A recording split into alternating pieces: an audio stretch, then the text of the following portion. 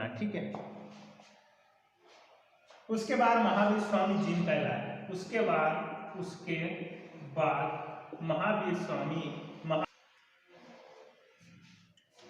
स्वागत है अपने ही YouTube चैनल पर टीचिंग क्लास 123 पर। चलिए स्टार्ट करते हैं। जैन धर्म, ठीक है। जिन लोगों ने महात्मा बुद्ध का बारे में नहीं पढ़ा है वो लोग पढ़ लीजिए, जो वीडियो देखिए, लिंक दी होगी डिस्क्रिप्शन में, उसको पढ़ लीजिए, ठीक है। बहुत अच्छे तरीके से विस्तार से हमने समझाया है, उसी हिसाब से इसमें जैन धर्म भी समझेंगे, ठीक है। बिल्कुल विस्तार तरीके से आसान भाषा में समझते हैं। चलिए देखिए कि जैन धर्म, जैन शब्द क्या है, जैन शब्द किस भाषा से बना है। जैन शब्द जो है जिन भाषा से बना है, जिन शब्द से बना है। जिन शब्द का अर्थ क्या होता है, तो जिन शब्द का जो है अर्थ है वो होता है विजेता।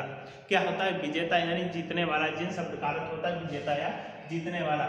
जैन धर्म के संस्थापक कौन है? तो जैन धर्म के संस्थापक जो है ऋषभदेव या आदिनाथ इन्हें बोलते हैं, ठीक है। ऋषभदेव या आदिनाथ बोलते हैं, ठीक है। प्रथम तीर्थंकर भी ऋषभदेव या आदिनाथ ही है। प्रथम तीर्थंकर जो है ऋषभ या तीर्थंकर है। इनका जो प्रतीक चिन्ह है वृषभ, सांड या बैल, ठीक है। इनका जो प्रतीक चिन्ह है वृषभ है, जिसे सांड या बैल बोलते हैं, ठीक है। आगे चलिए देखिए, शुरुआत करते हैं। वो भी देखिए बड़े मजेदार तरीके से हम आप लोगों को बताने वाले हैं। जैन धर्म को संगठित व विकसित करने का श्रेय किसको जाता है? विकसित करने का श्रेय किसको? विकसित यानी फैलाने का श्रेय किसे जाता है? विकसित करने का श्रेय, करने का श्रेय। विकसित का मतलब समझ रहे होंगे आप लोग, यानी धीरे धीरे विकास होना, ठीक है। किसी चीज का जैसे एक तरीके से मान लीजिए इंसान होता है, पैदा होता है, ठीक है, धीरे धीरे बड़ा होता है, उसी हिसाब से विकसित होता है यानी बड़ा होता है। उसी हिसाब से इन्होंने क्या किया जो है, मतलब उत्पन्न हुए, ठीक है। धीरे धीरे क्या करते रहे? विकसित करते रहे, बढ़ाते रहे, ठीक है। इस हिसाब से विकसित करना होता है, ठीक है। आप लोग समझ गए, ठीक है। एक एग्जाम्पल होता है कि जैसे पेड़ आप छोटा लगाते हैं, धीरे धीरे कितना बड़ा हो जाता है, उस हिसाब से विकसित होना कहलाता है, ठीक है। विकसित करने का श्रेय किसे जाता है? तो विकसित करने का जो इन्हें श्रेय जाता है तो महावीर स्वामी को ही जाता है। किसको जाता है? महावीर स्वामी को ही विकसित करने का श्रेय जाता है, ठीक है। महावीर स्वामी को ही विकसित करने का श्रेय जाता है। आगे देखिए, इनका प्रतीक चिन्ह क्या है? इनका प्रतीक चिन्ह, महावीर स्वामी का प्रतीक चिन्ह है, इनका प्रतीक चिन्ह है क्या है? प्रतीक चिन्ह। प्रतीक चिन्ह इनका सिंह है, यानी शेर, ठीक है। सिंह माने क्या होता है? शेर, ठीक है। इनका प्रतीक चिन्ह है शेर, ठीक है। इनका प्रतीक चिन्ह है शेर, ठीक है। इनका प्रतीक चिन्ह है शेर। आगे समझते हैं। प्रतीक चिन्ह शेर है। ये 24वें तीर्थंकर व अंतिम तीर्थंकर भी थे। ये कौन से तीर्थंकर थे? 24वें तीर्थंकर व अंतिम तीर्थंकर भी थे। 24वें तीर्थंकर, 24वें तीर्थंकर, ठीक है। 24वें के बाद कोई तीर्थंकर ही नहीं बना, इसलिए इन्हें अंतिम भी तीर्थंकर कहा गया, ठीक है। अंतिम भी तीर्थंकर कहा गया, ठीक है। सेकंड तीर्थंकर थे अजीतनाथ। सेकंड तीर्थंकर थे कौन? तीर्थंकर कौन थे? अजीतनाथ, ठीक है। सेकंड तीर्थंकर थे अजीतनाथ, सेकंड तीर्थंकर थे अजीतनाथ, ठीक है। अजीतनाथ, इनका प्रतीक चिन्ह था हाथी। इनका प्रतीक चिन्ह क्या था? तो इनका प्रतीक चिन्ह था हाथी। हाथी जो है इनका प्रतीक चिन्ह था। आगे देखते हैं। थर्ड था, थर्ड में कौन थे? थर्ड में थे शंभवनाथ। कौन थे? शंभवनाथ। शंभवनाथ जो है थर्ड थे। इनका प्रतीक चिन्ह क्या था? तो शंभवनाथ का प्रतीक चिन्ह था घोड़ा, ठीक है। इनका प्रतीक चिन्ह था घोड़ा, ठीक है। इनका जो प्रतीक चिन्ह है वो घोड़ा था, जो काफी तेज दौड़ता था। आगे देखिए, 19वें कौन थे? 19वें तो 19वें थे मल्ली। कौन थे? मल्लीनाथ, ठीक है। मल्लीनाथ 19वें थे मल्लीनाथ। इन्हें कलश के रूप में भी जानते, इनका प्रतीक चिन्ह था कलश, ठीक है। इनका प्रतीक चिन्ह था कलश था। इन्हें स्त्री भी माना जाता था, इन्हें स्त्री भी माना जाता। बहुत लोग इन्हें स्त्री भी मानते हैं, बहुत लोग इन्हें पुरुष भी मानते हैं, ठीक है। आगे देखते हैं।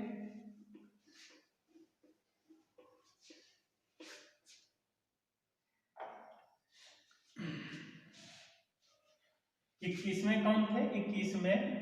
21वें थे नील कमल, ठीक है। 21वें थे नील कमल, 21वें थे आपके नील कमल। 22वें थे अरिष्ट नेमी। कौन थे? 22वें थे अरिष्ट नेमी, ठीक। 22वें थे अरिष्ट नेम, 22वें थे अरिष्ट नेम, जिनका प्रतीक चिन्ह था शंख। इनका प्रतीक चिन्ह क्या था? शंख था। 23वें थे पार्श्वनाथ। 23वें कौन थे? पार्श्वनाथ। 23वें थे पार्श्वनाथ। परशुराम का प्रतीक चिन्ह था सर्प, यानी इनका सर्प जो था सांप था प्रतीक चिन्ह, ठीक है, इनका प्रतीक चिन्ह था सांप था।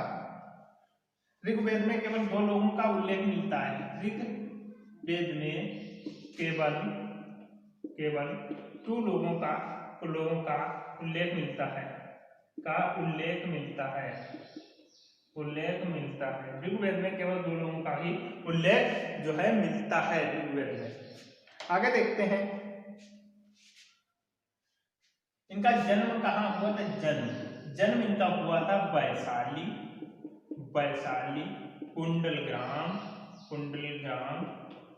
वैशाली कुंडग्राम, ठीक है, वैशाली का कुंडग्राम में जन्म हुआ था। कुंडग्राम कहाँ पड़ेगा, बिहार में पड़ेगा, ठीक है, बिहार में वैशाली कुंडग्राम पड़ेगा। इनके पिता का नाम अगर बात की जाए, इनके पिता कौन थे, तो इनके पिता थे सिद्धार्थ जो है इनके पिता थे, ठीक है।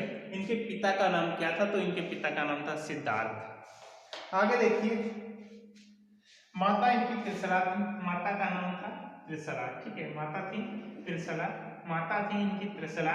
और इनका जो बचपन का नाम था वर्धमान, बचपन का नाम था वर्धमान, ठीक है, वर्धमान इनका जो है बचपन का नाम था, वर्धमान इनका क्या था, बचपन का नाम था। आगे देखते हैं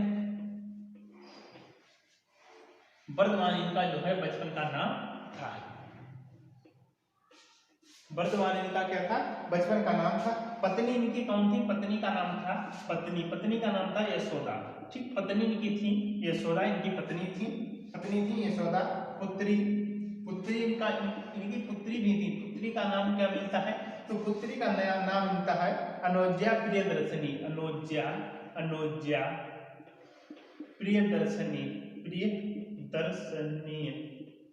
ठीक है। इनकी पुत्री की जो है शादी भी इनके पति जो उनका नाम क्या हुआ, इनके पति का नाम क्या था, पुत्री थी, पति थे या जामाल, ठीक है, जामाल थे इनके पति, ठीक है, इनके दामाद जो हुए, ठीक है, तो इनके पति हुए, ठीक है, इनका नाम था जामाल, ठीक है, जामाल इनका नाम था। ये पहले अगुवाई भी थे, ये पहले क्या थे, पहले अनुयायी भी थे, अनुयायी भी थे। 9 अप्रैल महावीर जयंती भी मनाते हैं। 9 अप्रैल को क्या मनाते हैं, 9 अप्रैल को महावीर जयंती भी मनाते हैं, महावीर जयंती, ठीक है, 9 अप्रैल को महावीर जयंती भी मनाई जाती है।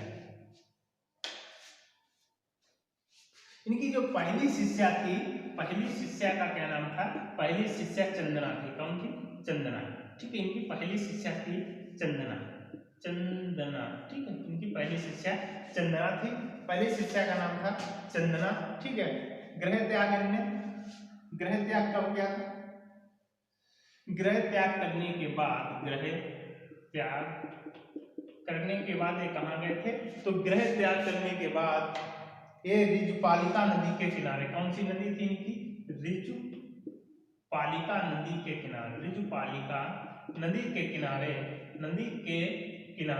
ऋजुपालिका नदी के किनारे, ये ऋजुपालिका नदी के किनारे वृक्ष का क्या नाम था, वृक्ष का नाम था सागौन वृक्ष के किनारे, ऋजुपालिका नदी के किनारे सागौन वृक्ष के नीचे, सागौन जिसे साल भी बोलते हैं, ठीक है, सागौन या साल भी बोलते हैं, ठीक है। इनकी एक बड़े भाई था जिनका नाम क्या था, कमेंट करके आप लोग बताइए जिनका क्या नाम था, जिनसे इन्हें अनुमति लेना पड़ा था, तब ये लोग गए थे, ठीक है, तो नंदीवर्धन था इनके बड़े भाई का नाम, नंदीवर्धन था, ठीक है। 30 वर्ष की एज में ये घर त्याग किया था, 30 वर्ष की एज में इन्होंने क्या किया था, घर त्यागा था, यानी घर को छोड़ा था। उस समय इनकी एज थी 30 वर्ष, ठीक है। 12 वर्ष इन्होंने तपस्या की, 12 वर्ष जो है 12 वर्ष घोर तपस्या करने के बाद इन्हें 42 वर्ष की उम्र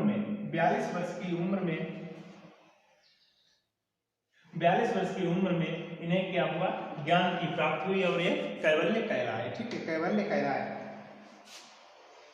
कैवल्य का अर्थ क्या है, पूर्ण ज्ञान प्राप्त होना। अगर प्रश्न बन जाए कैवल्य का अर्थ क्या है, तो कैवल्य का अर्थ है पूर्ण ज्ञान होना, ठीक है। उसके बाद महावीर स्वामी जीन कहलाए, उसके बाद महावीर स्वामी क्या कहलाए? उसके बाद महावीर स्वामी जिन कहलाए। क्या कहलाए? जिन कहलाए। ठीक है, उसके बाद महावीर स्वामी जो है जिन कहलाए। जिनका अर्थ है विजेता, अर्हत यानी पूज्य, अर्हत यानी पूज्य, और निर्ग्रंथ यानी बंधन रहित। निर्ग्रंथ यानी बंधन रहित, ठीक है, बंधन रहित। समझ गए होंगे। आगे देखते हैं, तो पहले देखते हैं वीडियो तो नहीं बड़ा हो रहा, काफ़ी दिक्कत होती है अपलोड करने में, वीडियो भी बड़ा हो रहा है। चलिए फिर जो है आधा जो बचा है चैप्टर वो आप कल के वीडियो में पूरा जो है बताऊंगा। ठीक है, पूरा जैन धर्म जो है कल के वीडियो में आप लोगों को बताऊंगा। जो लोग नए हैं वो फटाक से चैनल को सब्सक्राइब करें, सभी अपने दोस्तों मित्रों के पास शेयर कर दें, और जितने भी लोग देख रहे हैं कमेंट करके जरूर बताएं कि वीडियो आप लोगों को कैसा लगा, तो मैं उस हिसाब से उसकी क्वालिटी और उसमें जो है समझौता कर सकूँ। चलिए जय हिंद, मिलते हैं नेक्स्ट टाइम के लिए, तब तक के लिए टाटा। एक बार सभी लोग जय हिंद लिखिए।